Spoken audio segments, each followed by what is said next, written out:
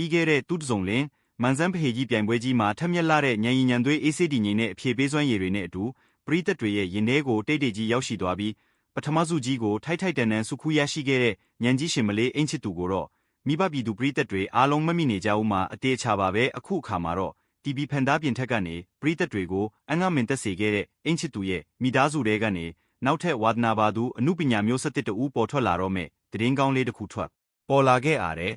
ဒါကတော့မြန်စန်းပွေမလေးအင်ချစ်သူရဲ့ညီမငယ်လေးဟာအမှုပညာလောကတွေကိုမင်းသမီးတစ်ဆက်ဆက်လေးတူအဖြစ်ခြေလန်းဆက်တင်ဝင်ရောက်ဖို့ပြင်ဆင်နေပြီပဲဖြစ်ပါတယ်မိသားစုထဲမှာဒုတိယမြောက်အမှုပညာခြေလန်းတစ်ကိုလမ်းပြင်နေတဲ့ဒီသမီးငယ်လေးအတွက်နောက်ွယ်ကနေဆရာတူလိုအကိုရင်းတူလိုစိတ်စေတနာပြည့်နဲ့အဖက်ဖက်ကနေအလုံးစုံကူညီထောက်ပံ့မြေတောင်မြောက်ပေးသွားမဲ့သူကတော့အားလုံးချစ်ကြတဲ့မင်းသားကြီးစီဖြိုးပဲဖြစ်ပါတယ်ပရိသတ်တွေတီးကြတဲ့အတိုင်းတရုတ်ဆောင်စီဖြိုးဟာလက်ရှိအချိန်မှာတရုတ်ဆောင်လုပ်တင်မှာကပဲကိုပိုင်ရုပ်ရှင်ထုတ်လုပ်ရေးကိုပါတီထောင်ထားပြီးစကားကြီးတွေကိုယ်တိုင်ဒါရိုက်တာဖြစ်ရိုက်ကူးထုတ်လုပ်နေတဲ့အရေးချင်းရှိထုတ်လုပ်သူတူလည်းဖြစ်ပါတယ်လက်ရှိမှာတာယာတဲ့အိမ်ထောင်ရေးကိုတိစောက်ထားပြီးချစ်စရာကောင်းတဲ့ကလေးငယ်လေးရဲ့ဖခင်တူလည်းဖြစ်တဲ့စီဖြိုးဟာအရေးချင်းရှိပြီးဝါသနာပါတဲ့အမှုပညာမျိုးဆက်တစ်မောင်နှမတွေကိုအမြဲတမ်းနေရာပေးမြေတောင်မြောက်ပေးလိရှိတဲ့စီနီယာကောင်းတူလည်းဖြစ်ပါတယ်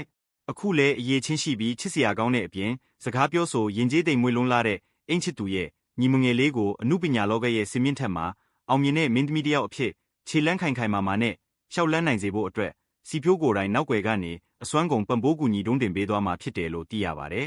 ဒါရိုက်တာစီဖြိုးရဲ့စေတနာပြည့်နဲ့လက်တွဲပံ့ပိုးမှုမြေတောင်မြောက်ပေးမှုတွေနဲ့အတူမကြာခင်မှာအမှုပညာလောကတွေကိုမျက်နှာတင်မင်းသမီးကျော်လေးဖြစ်ရောက်ရှိလာတော့မဲ့ဒီသမီးငယ်လေးကိုပရိသတ်ကြီးအနေနဲ့ကောမင်းသမီးတစ်ယောက်အဖြစ်ဘလောက်ထိမျောလင်းဆောင်စားအားပေးကြမလဲဆိုတာကိုမတ်မှာအမြင်လေးတွေဝေမျှပေးခဲ့ကြပါဦးနော်